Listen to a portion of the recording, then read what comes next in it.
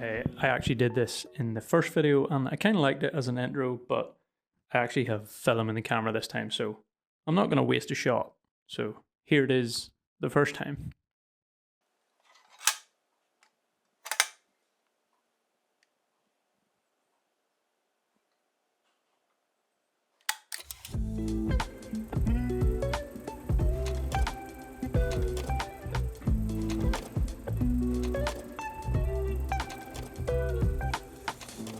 Anyway, what's up guys, welcome back to the channel and another video. So this is kind of like a follow-up to a video I did a while back, which was called the do's and don'ts of square format film photography.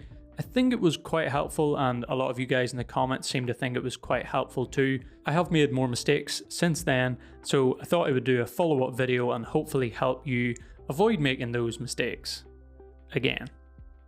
I also want to show you a few square format photos that I took and explain why I think they worked pretty nicely at the end. So this is one that I've tried my best to avoid, and for the most part I think I've done a pretty good job at it, but not every time. So when you're setting up your camera and composing your scene, you really want to try your best to make sure that your camera is level. Now it sounds quite easy to do. Normally there's always something in your frame like a telegraph pole or a building that will allow you to line up your frame, whether it's horizontally or vertically, but it's not always the case because you may have a subject that's slightly angled, you may not have anything in the frame to line up with, or you may be shooting on a slope or a hill where it's pretty much impossible to eyeball it. So what I've actually done very recently is get myself a little magnet. I actually got it with a TV bracket that we were putting up in our living room, and I thought this would work perfectly. It's magnetic and I can just simply put my camera on the tripod and stick it onto the wherever really on the camera, and I can just make sure that my camera is level before I take a photo. It's pretty simple, but it's also just very effective, and it means that I can make sure my camera is level in any scenario at any time, and I just need to have this little magnet with me. This little leveling magnet level, whatever you want to call it. I know some cameras out there may have a level on it, or some tripods have a level, but if not, these little magnetic levels are just super handy.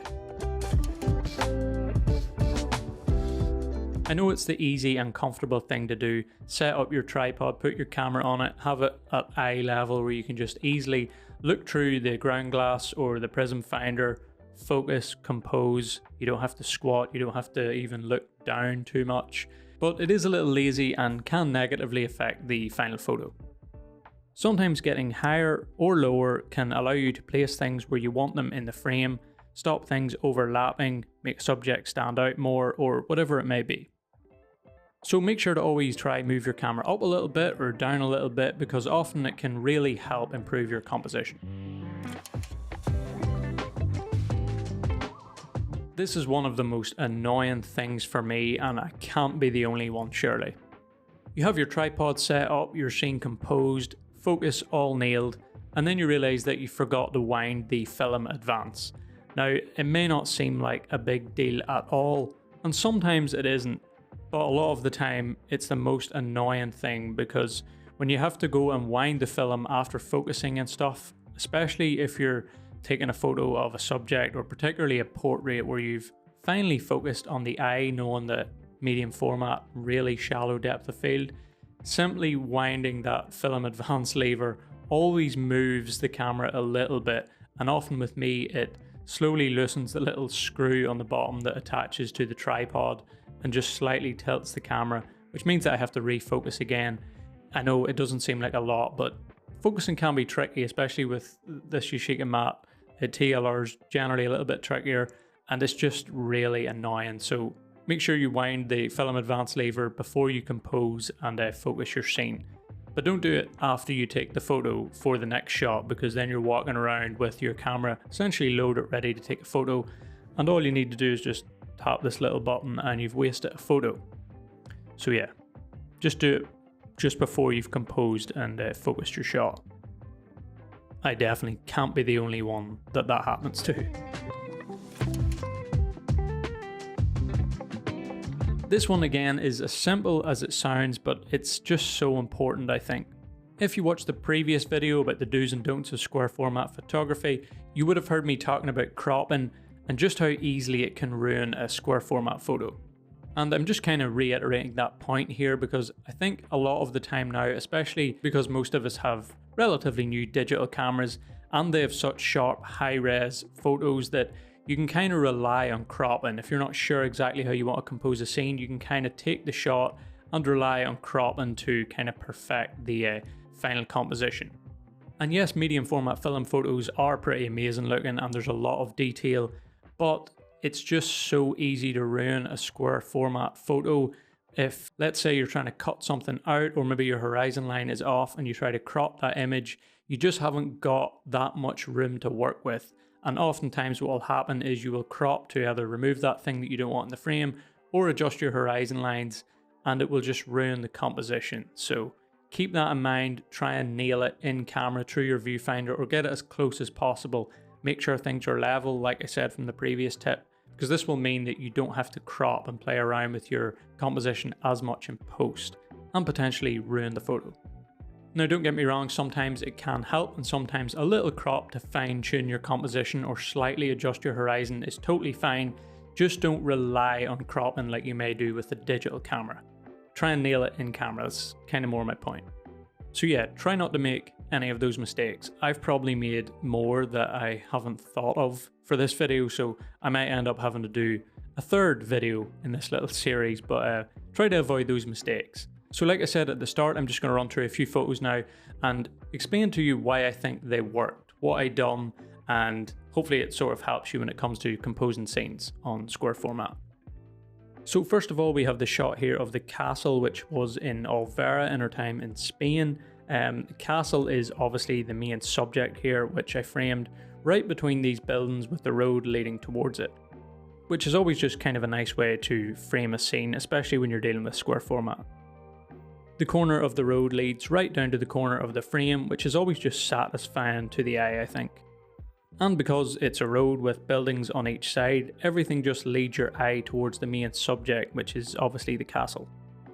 There's also a nice amount of negative space with the sky, but not too much, and the clouds also add some interest in the sky.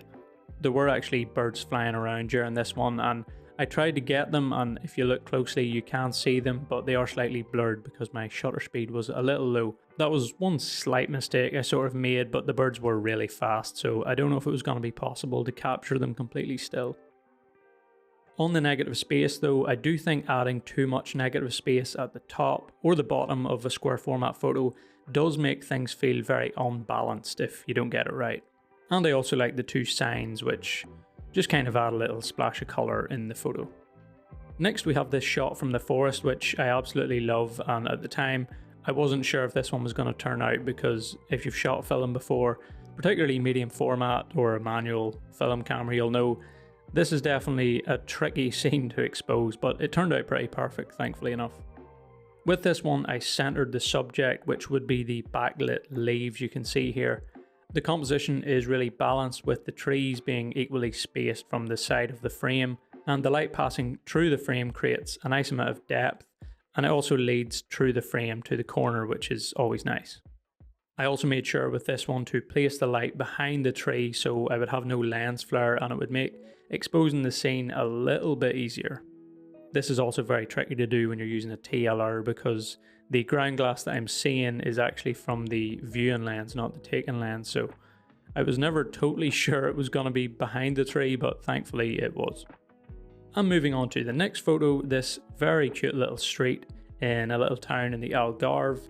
The road again coming from the corner and the building coming from the corner, leading your eye into the frame. It just always works really nicely in square format.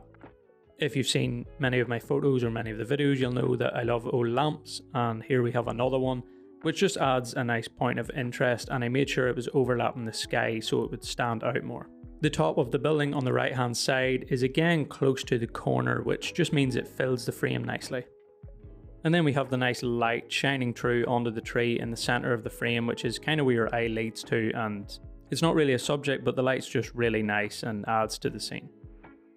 Onto a very simple photo, and sometimes with square format you just need to center an interesting subject expose things correctly, and it just works really nice, just like this one. There's a nice color contrast, and this shot didn't really need much else, I don't think.